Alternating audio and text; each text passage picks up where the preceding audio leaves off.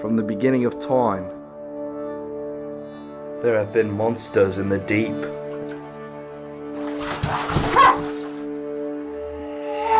I'm Barnaby Wade, biologist and extreme angler. It is my mission to investigate the monsters of this creek and to determine whether it is truth or legend. Fish on! Fish on!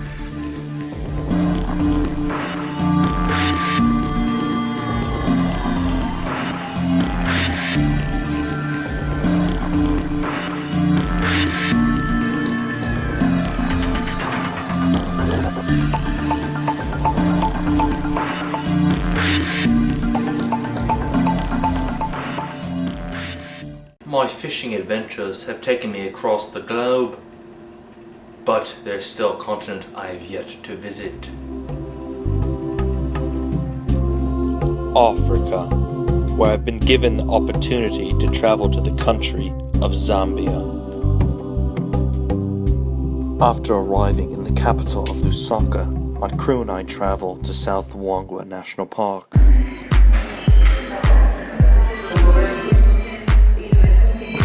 Here I am at the Zambian airport, about to board my flight. Prepare to board my flight.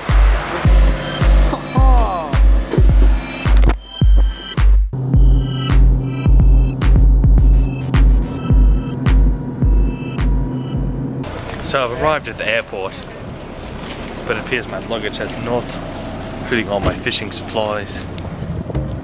Without any of my trusted gear, I'm not sure what I'll do. Nevertheless, I head into the camp where I'll be staying and try to gather as much gear and intelligence as possible.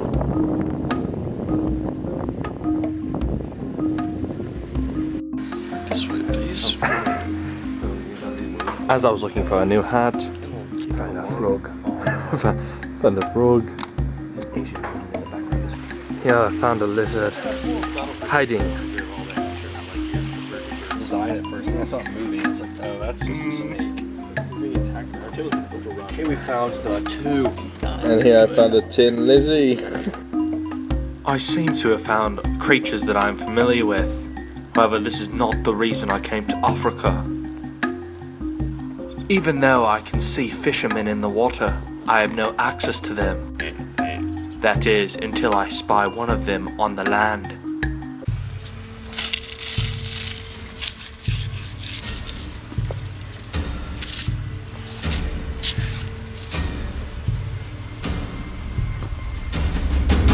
As I figure out how to approach this strange man, it becomes clear that he doesn't know how to swim.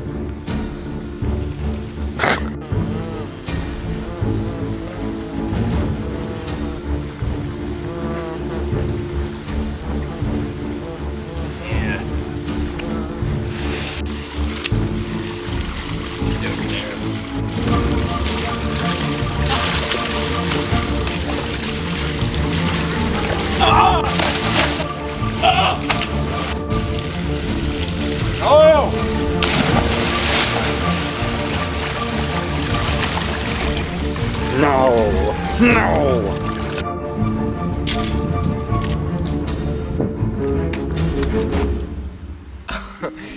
Here with my friend, who calls himself Huff. Today he's been telling me of the many great dangers that lie behind me.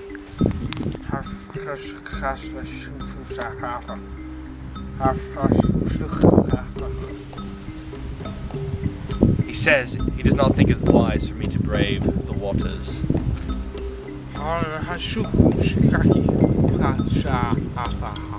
But he has this gift he wishes to offer me.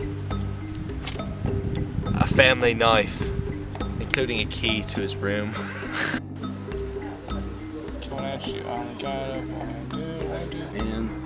Huff then proceeds to introduce the crew and I to a man he knows named Kennedy. Huff claims that Kennedy is the best guide in the area, and he will accompany us into South Wangwa National Park.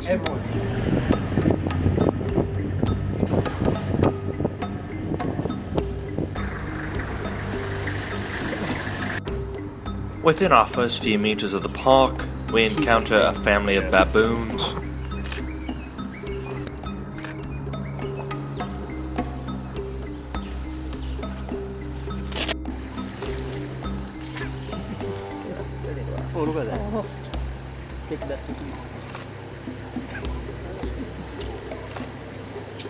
We then crossed the river into the African bush.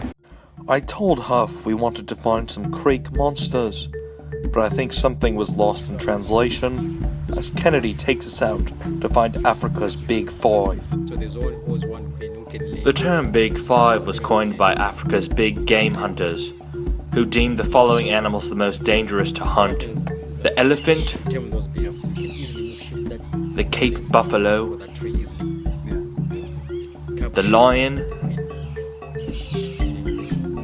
the leopard, Or you can even kill it and wrap it on the other tree there. and the rhinoceros. Have a little bit of Joe in the morning, just to start my day. The most common creature we encountered was the impala.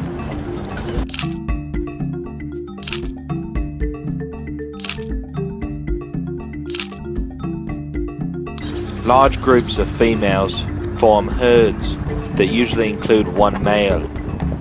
The males can be determined by the horns on their head, and they will eat and grow until they are strong enough to challenge the male of a herd.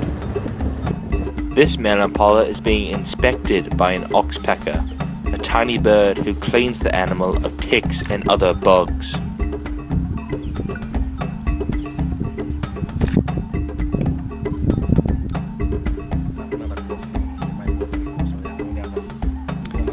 Kennedy picks up the trail of some larger game that is following the river.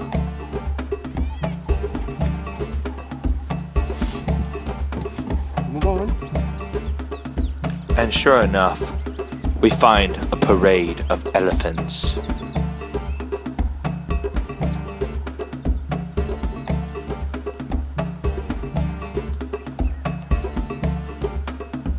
After observing how peaceful and calm they seem in the water, Kennedy tells us a story of another day in the bush many years ago.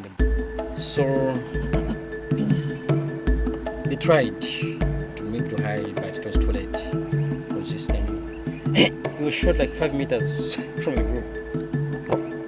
5 meters, meaning that maybe from me to the road. Yeah. They had no option but to shoot. Wow.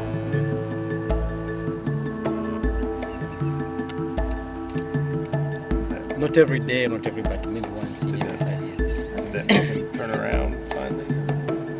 There was no time to turn around. There was no time. They killed it. Yeah.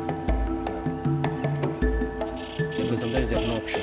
Right. Instead of losing a human, it's better to lose an animal. Because I know it's wrong, but that's how it should be. I shouldn't be telling you this anyway, but I'm just telling you why you have to be very Right, no. careful when you see an elephant. They should not see you. As we are preparing to leave the spot, we notice there are other dangers in the water. A pod of hippos is near the bank, the very bank where Nile crocodiles lay in the sun.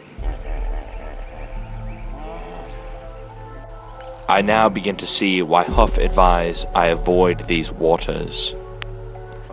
That's the medium one. Yeah. They can get up to 4.5 meters, 5 meters. Then they can weigh more than 1 ton. Crocs can weigh that.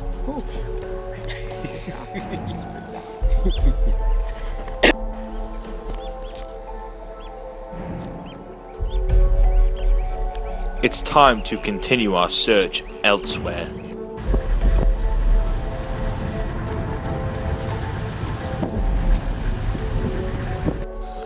We stumble upon another herd of elephants.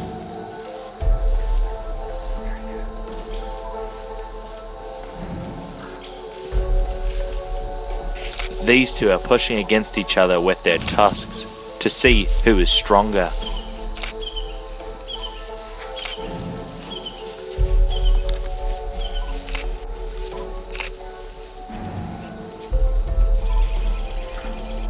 Both male and female African elephants can have tusks.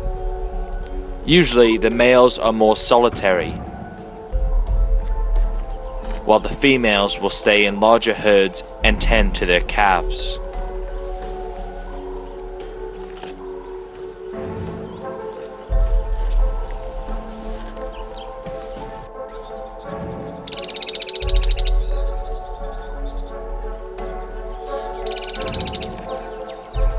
Hippos have gained a reputation as being a dangerous animal and have even been known to pursue boats in the water.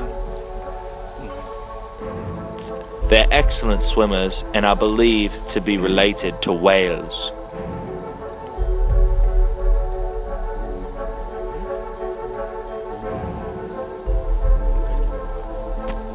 However, the animal that kills the most people each year in Africa is known as the Black Death, or the Cape Buffalo.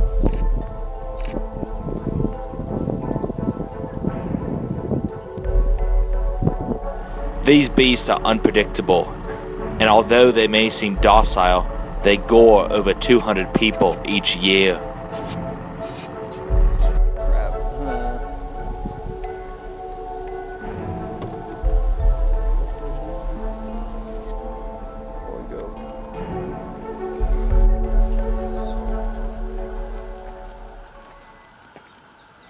We head in for a bite to eat and to cool off, just like these elephants in the river.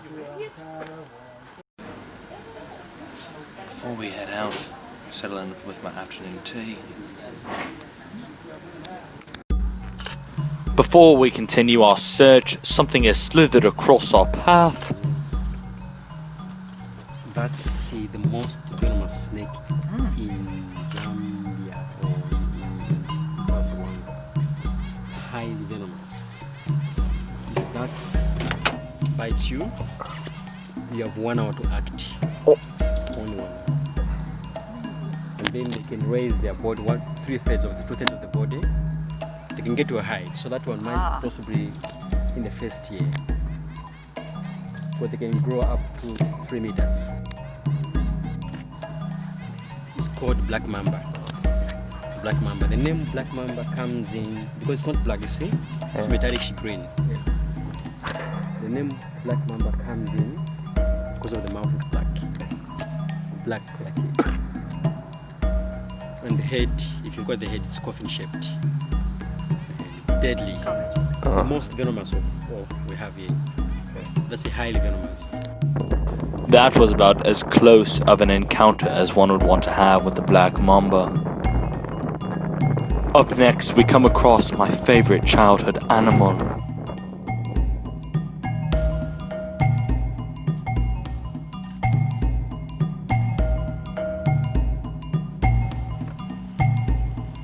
As you can clearly see, I was overwhelmed.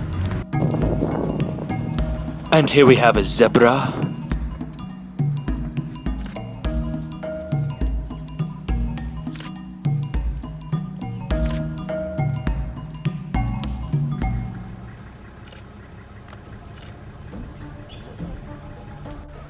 And some more elephants.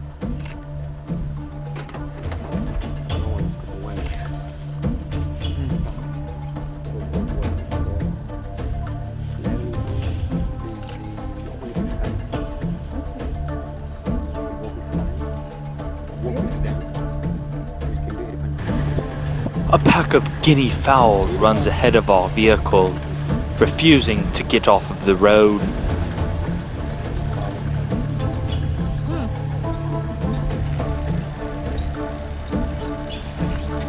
As we press on, we notice an eerie silence and vultures in the nearby trees.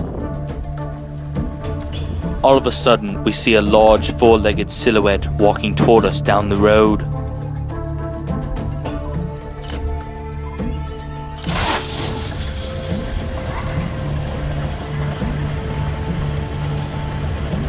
It's a female lioness, and thankfully she's rather full and not at all interested in us. We retrace the lioness's steps and eventually stumble upon this.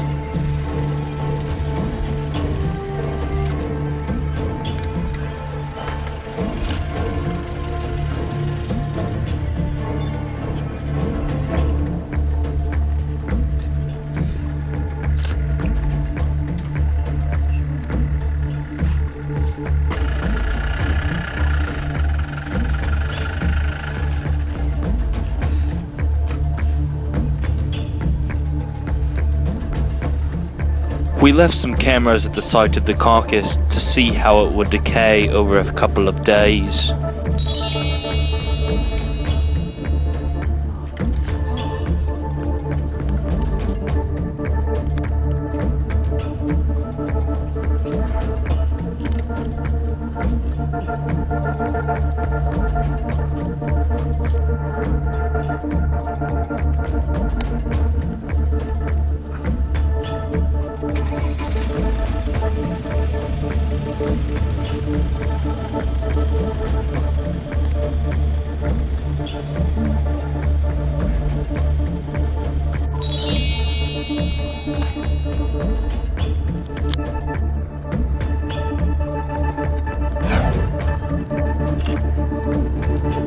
We followed the lions and observed as they lounged about, digesting their meal.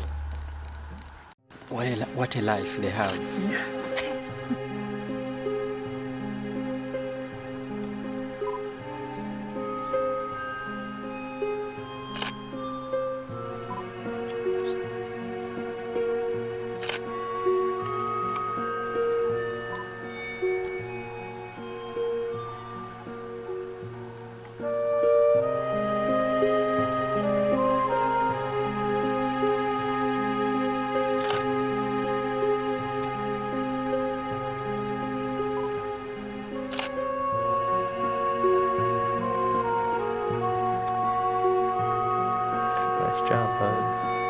This lioness was taking advantage of her giant litter box. This way or down here? 1, 2, 3,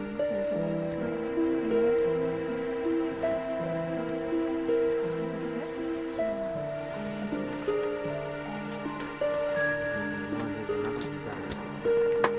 Another female or? Okay.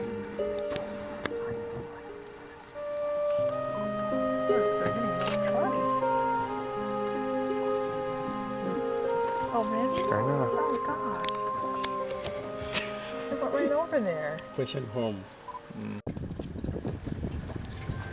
Elephants, Cape buffalo, lions. 3 out of the big 5. We still have 2 to find. But as we return to the river, the sun begins to go down. Our search is not yet over, as Kennedy's friend has brought a spotlight to search for animals in the dark. We stop, and all I can see is a group of impalas. But our guide has spotted something else emerging from a dried up riverbed.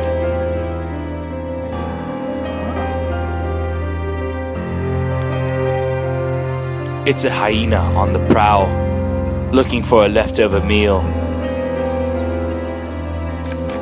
Hyenas are poor hunters and rely on scavenging to feed themselves.